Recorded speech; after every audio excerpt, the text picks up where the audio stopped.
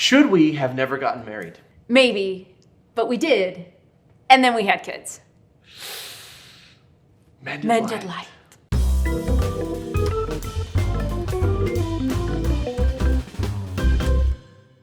So this is part 2 of a new series called Marriage Problems, where we get very raw and real about our struggles with you.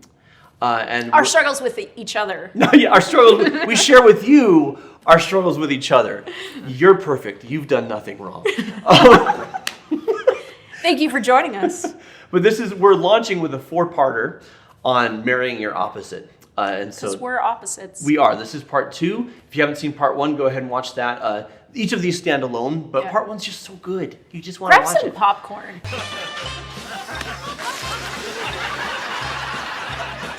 Yeah, pop all the corn. So we're going to talk today about should we have ever gotten married? And the jury's out. I mean, we're ultimately glad. We'll talk about that at the end. But man, it's been a bumpy road. Nail biter. So marrying your opposite. When we were dating, first time I had you over to my apartment, you surveyed one of the very first things she noticed. And I quote, "You've got more DVDs than you do books." It was an observation. It was. And you weren't being rude. It was literally just an observation. But I felt so judged. Mostly because I was insecure, and also because I really wanted to impress her. And I was like, "Is that bad? Should I get rid of these DVDs? I'll go to the bookstore. I'll get books." Previous experience. Yeah. You were just getting out of graduate school. Mm-hmm. You were going to be an unmarried marriage and family therapist. Yeah, I used to joke that I married you so I would have street cred. But I had very different experience. The longest relationship you had ever been in was 3 months. 3 months. Woo! My longest relationship I've been married multiple times, and my longest relationship had been 5 years. Yeah. Right? You knew what marriage was like from experience. Yeah. I knew what marriage was like in theory because I'd spent a couple of years studying it. And also, I had a front row seat to a very healthy marriage. My parents had a very happy marriage. But I didn't understand what it would take to make a marriage work, like the struggles of it, because my parents always kept their struggles behind closed doors. To the point where I asked my dad after my mom passed away, and we'd been married for a few years. And there were challenges. And there were challenges. I'm like, "Dad, you and Mom, was that all a ruse? Like, how could it possibly be that perfect?" Was that make-believe? Yeah. Is this real life? Yeah, this is real life. And he says, "No, we were very happy, but we had fights, and we had arguments, and we had disagreements and struggles and, real problems, but that was never in front of you guys." And the point is, I went into our marriage with the mentality of, I'm going to be the most loving husband, and I'm just going to be sweet and nurturing because that's what I'm good at. And I will go to work 9 to 5, and it'll be great, and I'll be great with playing with kids. These are all my strengths. It's what every woman dreams about, is what I thought. And I just thought the marriage would work. And that was the example you saw to some extent, but that was also who you were. Yeah.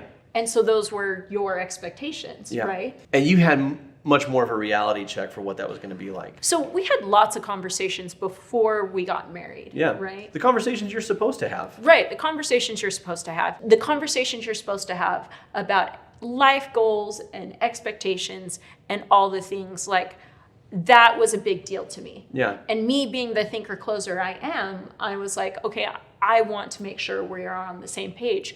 It was informed consent. It was she did everything right with this. You absolutely did. I am very much an achiever and a doer, and Yeah. I wanted to travel the world and live in different countries and do humanitarian work and have a lake house, all these things, and all these things that were not the white picket fence dream, that would not be comfortable for a dreamer healer. Yeah. And of course, when we're having all these conversations, we didn't have this understanding of personality types. We didn't have this understanding of our own personality types or one another. And the fact is, I didn't know myself. If I could go back, I would tell myself, listen, you are a work 9 to 5, work enough to provide and to be comfortable and to be secure, stay in the same home, because that's how I was raised, 19 years in the same home growing up. You're a comfort person. Mm-hmm. And what I did instead was I heard all of her dreams, which you, by the way, knew exactly what it would take to achieve them. Right. And I was immature. I wasn't an immature person. I was Right. immature in this aspect, because what I thought is I heard all these dreams of hers and I said, we've got love. I'm willing to work hard. We'll figure it out. And that is literally what a dreamer will do. Right. Is not count the cost, not say, is this really what I want, and am I capable of achieving this? Just leap forward with faith, right? Which is what I did. And 10 years later, we were having serious divorce talks. And what is the only cause of divorce? It's unmet expectations. Right. And there's the communicated expectations, and then there's the not communicated expectations. And then there's the expectations that you may not even be conscious of. But like I Right. said, my expectation, if I look back at it, was that if I was hardworking and I was the type of person who would come home and would rub your feet and would bring you food and would play with the kids and Right. like that's what I saw my dad do, and I'm just like, if I do that, we'll have a happy marriage and I'll be a dream come true. And honestly, like if I had married another healer, Right. probably would have been. Yeah. Like it would have been just fine. But your expectations were so different, and to your credit, And they were communicated. and they were communicated. That's what I was going to say. To Yeah. your credit, you communicated them. Yeah. But your big expectation was that I would do what I committed to do. Well, and even then, because like when we got married, I had a successful career. I was very financially stable. And so the plan, and if any of you guys in life have ever had a plan,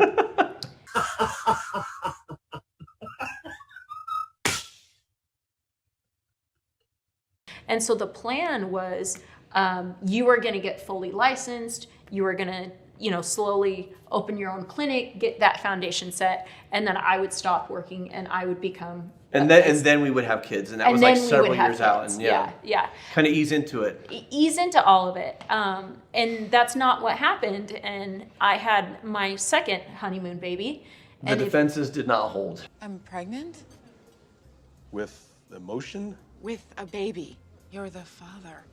So then we revisited the conversation, and it was, okay, we are now going to have 2 children, and we're going to have a newborn.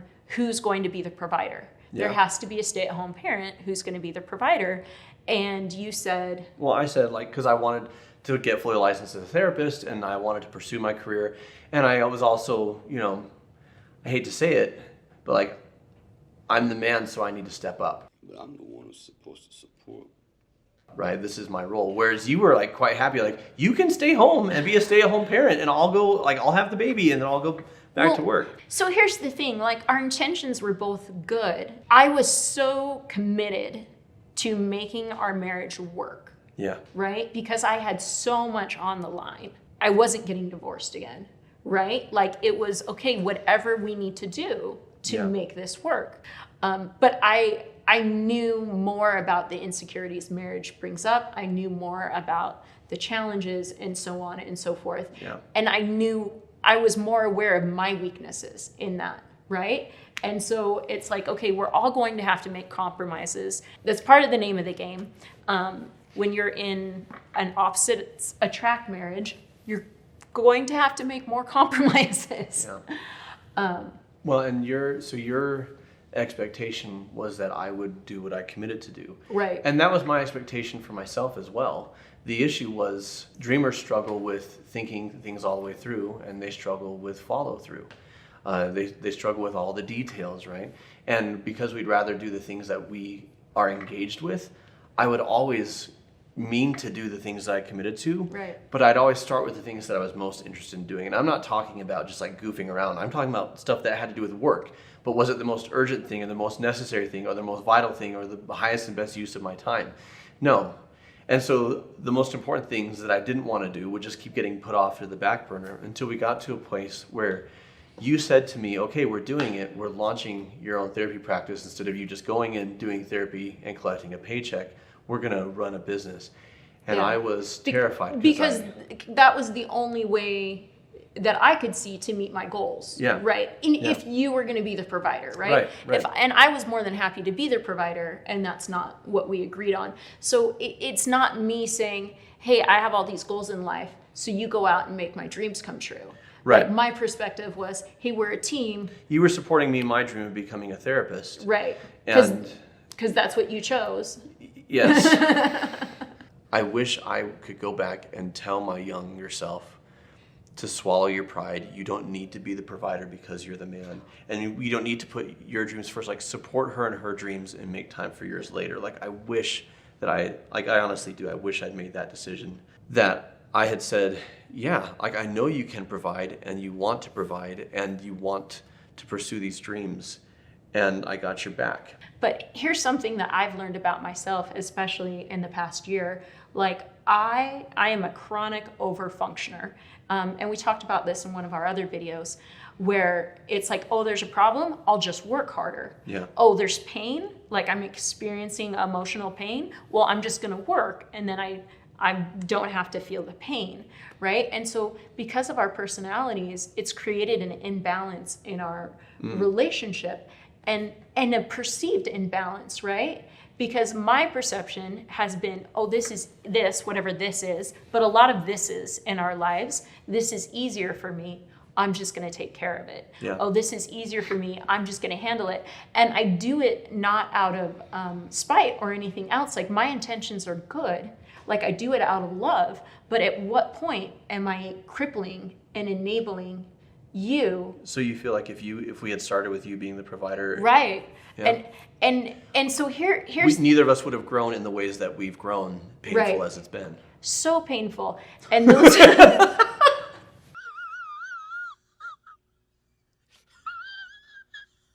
You know, I was in a car accident my junior year of college, and I had to learn to walk again, Yeah. right? Like, so many challenges.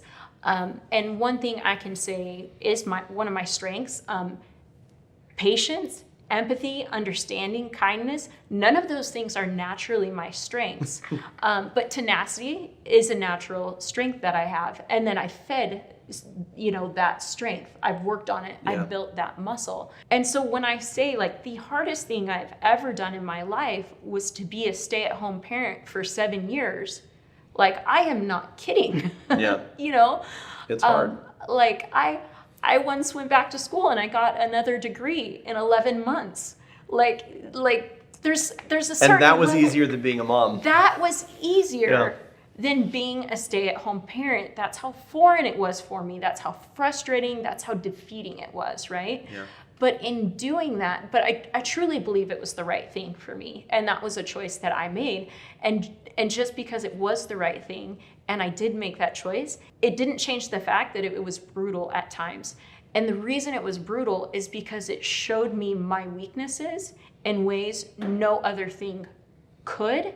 Yeah. And there is nothing I would have ever been as committed to because of my natural beliefs as I am to my children, Yeah. right? Well- So, like, while I appreciate the offer, like, I truly believe the path that we've walked has been the most beneficial, but it doesn't change the fact. That it was painful as hell. Yeah. Yeah. And different parts were painful for different reasons Well, for each of us. The second thing is you said that we follow this path because it's what I chose, and that's 100% true. But I wanted to clarify, it's not a situation where I shouted you down and said, this is what No, we're doing. You no. said, what do you want to do? I said, this is what I want to do. And you're like, all right, I support you in that. Right. Right? Right. I just wanted to make that clear. Like, I was a jerk, but I wasn't that big of a jerk. Or I'm saying, like, I'm the husband and I'm deciding for us. That's not what happened. Is you are a good, kind-hearted person. Yeah. And you have always been a good, kind-hearted person. And your intentions are never malicious. Your intentions are never malintent. I can't always say that of my previous marriages, right? And there is value in that. And that's to be noted. And so sometimes accountability and dealing with our challenges and our differences has been hard because it's like, okay, I know here's the outcome. And I know your intent isn't to not show up. Yeah. I know your intent isn't to put your insecurities before me. Like, I But know it your still intent happens. isn't bad. Yeah. Or not, I don't want to use the word bad. I know your intent isn't to be hurtful. It doesn't change the fact Yeah. that it's hurting. A major paradigm shift happened when we were about to launch the business. You're like, it's time. These are the dreams that I communicated to you, that you agreed to, and I agreed to you, Jono, that you be the one providing. So we've got to launch our own therapy business because that's how we're going to get there. And I just broke down crying because I was so terrified. Because I love to stay in the lane that I'm comfortable in, the things that I'm good at, the areas that I thrive. I'm so terrified to try new things because I'm terrified of failure. I'm terrified of the judgment that comes from failure, from others, but especially from myself. And I'm terrified that I don't have what it takes to learn new skills. And that's a silly thing to think, because everything I'm good at one time I wasn't. It's a new skill that I acquired, and that's true for all of us, but the fear was there. And you were surprised at that level of... Yeah, I was shocked. So once again, like I can see it so clearly in my mind, this house we were living in, and we were sitting on the couch, the first new couch I'd ever bought in my adult life. That was a win. That was a win from that time period of our life. We'll take that couch. I bought it before we got married. Damn it. And so I was shocked, one, at that level of overwhelm. Yeah. Right? And I didn't understand that level of overwhelm, and I wasn't without feeling like I empathized. You did. Yeah, and I said, "Oh, I'm so sorry," and you know. And you can hug it out.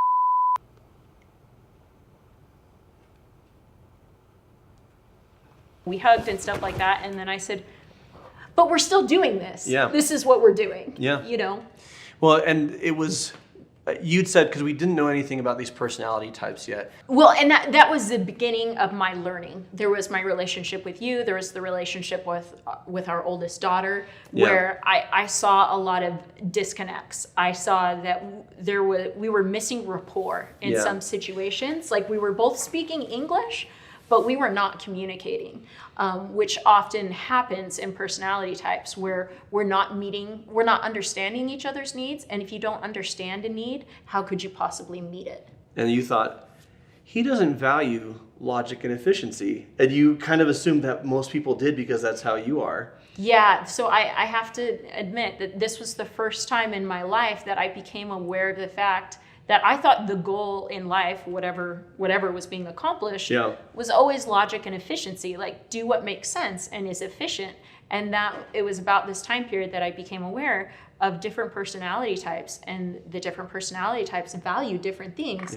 And that the majority of the time, logic and efficiency wasn't actually the goal. It was meeting people's needs, it was having fun, it was other things. And I realized that I was going to have to step into thinker space and closer space, which were weaknesses for me, getting things done and thinking things through and following through. It was scary. It was scary to realize that this woman who could do it all herself was relying on me now, because that was the position I'd put us in, and because now, like, that was what you committed to. Well, and we just had another child, and so it was like it wasn't practical for you at that point. It's like, no, I have to stay home now. You have to make this work. Well, and in all fairness, I've always been the business end of our business, because that's been my strength, and I had a background in that. So it wasn't you just doing it on your own. It was once again me saying, okay, you live in your genius, like you live in your strengths, I'll live in mine, and we're gonna do this together. And that tees us up for our next video, because if I just living in my genius means that you get buried. It means that I over rely on you and let you handle things that I don't want to handle, and that's been a major problem. So, viewers, what do you think? Is this doing it for you? Is this a good thing? Should we have gotten married? Should we have gotten married? Who knows? But we did, and then we had children. So here we are, and we're working on it. And what have been your struggles being married to your opposite, or being in a relationship with your opposite? Let us know in the comments below. Also, let us know what you have done that's been working for you. And if you need support in your relationship, go to mendedlight.com. We've got a whole clinical team that'll do a complimentary 15-minute consultation with you, and then can move forward in helping you. And if that's not a fit, if you'd rather go at your own pace or finances are concerned, we have a low-cost membership site where we share with you the skills that I teach in therapy and that we've learned in our relationship together. Yeah. So, I mean, the universities that you went to and the degrees you got were top notch, some of the best in the nation, right? Yeah, for this field, they were. Yeah. And you are a skilled therapist because naturally of who you are. Yeah.